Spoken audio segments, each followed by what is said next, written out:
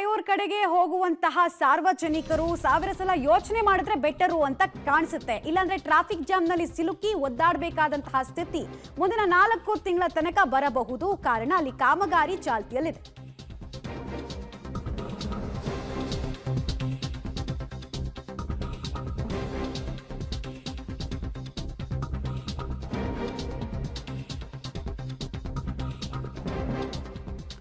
ಮುಂದಿನ 4 ತಿಂಗಳ ಕಾಲ ಈ ಕಾಮಗಾರಿ ನಡೀಲಿಕ್ಕಿದೆ. ಟ್ರಾಫಿಕ್ ಕಡಿಮೆ ಮಾಡೋದಕ್ಕೆ ಅಂತ ಹೆಚ್ಚುವರಿ ರ್ಯಾಂಪ್ ಕಾಮಗಾರಿಯನ್ನ ಅಲ್ಲಿ ತಾತ್ಕಾಲಿಕವಾಗಿ ನೆರವೇರಿಸಲಾಗ್ತಾ ಇದೆ. ಹೀಗಾಗಿ ಸಿಕ್ಕಾಪಟ್ಟೆ ಟ್ರಾಫಿಕ್ ಇವತ್ತಿನಿಂದಲೇ ಕಂಡು ಬರ್ತಾ ಇದೆ.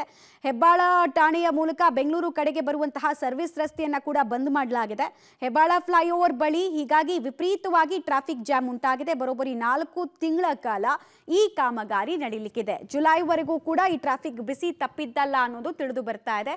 ಸ್ಲೋ ಮೂವಿಂಗೂ ಅಲ್ಲ, ಗಂಟೆಗಟ್ಟಲೆ ಟ್ರಾಫಿಕ್ ನಲ್ಲಿ ಸಿಲುಕಿ ಒದ್ದಾಡಬೇಕಾಗಿರುವಂತಹ ಪರಿಸ್ಥಿತಿ ನಿರ್ಮಾಣ ಆಗಬಹುದು ಅಂತ ಹೇಳಲಾಗ್ತಾ ಇದೆ. ಸಂಚಾರ ಪರಿಸ್ಥಿತಿ ಅಸ್ತವ್ಯಸ್ತ ಆಗೋದ್ರ ಬಗ್ಗೆ ಕೂಡ ಟ್ರಾಫಿಕ್ ಪೊಲೀಸರು ಸಾರ್ವಜನಿಕರಿಗೆ ಪ್ರಕಟಣೆಯ ಮೂಲಕ ತಿಳಿಸ್ತಾ ಇದ್ದಾರೆ. ಕೆಂಪೇಗೌಡ ಅಂತಾರಾಷ್ಟ್ರೀಯ ವಿಮಾನ ನಿಲ್ದಾಣದಿಂದ ಬರುವಂತಹ ವಾಹನ ದಟ್ಟಣೆಯನ್ನು ತಪ್ಪಿಸೋದಕ್ಕೆ, ಜೊತೆಗೆ ಹೆಬ್ಬಾಳ ಜಂಕ್ಷನ್ ನಲ್ಲಿ ವಾಹನ ದಟ್ಟಣೆ ಕಡಿಮೆ ಮಾಡೋದಕ್ಕೆ ಅಂತ ಕೆಆರ್ ಪುರಂನಿಂದ ಹೆಬ್ಬಾಳದ ತನಕ 2 ಮೀಸಲಾದ ಲೇನ್ಗಳನ್ನ ನಿರ್ಮಿಸೋದಕ್ಕೆ ಅಂತ ಕೆಲಸಗಳನ್ನ ಕಾಮಗಾರಿಗಳನ್ನು ಮಾಡಲಾಗ್ತಾ ಇದೆ. ಹೆಬ್ಬಾಳ ಫ್ಲೈಓವರ್ ನಲ್ಲಿ ನೀವೇನಾದರೂ ಹೋಗಬೇಕಾದ್ರೆ ಟ್ರಾಫಿಕ್ ಜಾಮ್ ನಲ್ಲಿ ಸಿಕ್ಕಾಕೊಳ್ಳೋದು ಪಕ್ಕ. ಯಾಕಂದ್ರೆ ಕಾಮಗಾರಿ ನಡೀತಾ ಇರುವಂತಹ ಹಿನ್ನೆಲೆಯಲ್ಲಿ ಅಂದ್ರೆ ಕೆಆರ್ ಪುರಂನಿಂದ ಎಕ್ಸ್ಟ್ರಾ 2 ರೋಪ್ಗಳನ್ನು ಅಂದ್ರೆ ಹೆಬ್ಬಾಳ ಬಳಿ 2 ಮೇಲ್ಸೇತುವೆಗಳನ್ನು ಮಾಡ್ತಾ ಇರುವಂತಹ ಹಿನ್ನೆಲೆಯಲ್ಲಿ ಇಲ್ಲಿ ಟ್ರಾಫಿಕ್ ಜಾಮ್ ಹೆಚ್ಚಾಗ್ತಾ ಇದೆ. ಯಾಕಂದ್ರೆ ಸರ್ವಿಸ್ ರಸ್ತೆಯನ್ನು ಸಂಪೂರ್ಣವಾಗಿ ಬಂದ್ ಮಾಡಿರುವಂತಹ ಹಿನ್ನೆಲೆಯಲ್ಲಿ ಏರ್ಪೋರ್ಟ್ ಇದೆ, ಏರ್ಪೋರ್ಟ್ನಿಂದ ಬರುವಂತಹ ಪ್ರಯಾಣಿಕರಿಗೂ ಕೂಡ ತೊಂದರೆ ಆಗಬಾರ್ದು ಅನ್ನುವಂಥ ನಿಟ್ಟಲ್ಲಿ ಅಲ್ಲಿಂದ ಬರುವಂತಹ ವಾಹನಗಳ ಟ್ರಾಫಿಕ್ ಜಾಮನ್ನು ಕಡಿಮೆ ಮಾಡುವಂಥ ನಿಟ್ಟಲ್ಲಿ ಇಲ್ಲಿ ಏನು ಫ್ಲೈಓವರ್ ಇದೆ, ಫ್ಲೈಓವರ್ ಅನ್ನು ಅಗಲೀಕರಿಸುವಂಥ ಕೆಲಸವನ್ನು 2 ಎಕ್ಸ್ಟ್ರಾ ರೋಪ್ಗಳನ್ನು ಹಾಕುವಂಥ ಕೆಲಸವನ್ನು ಈಗ BDA ಶುರು ಮಾಡಿರುವಂಥದ್ದು.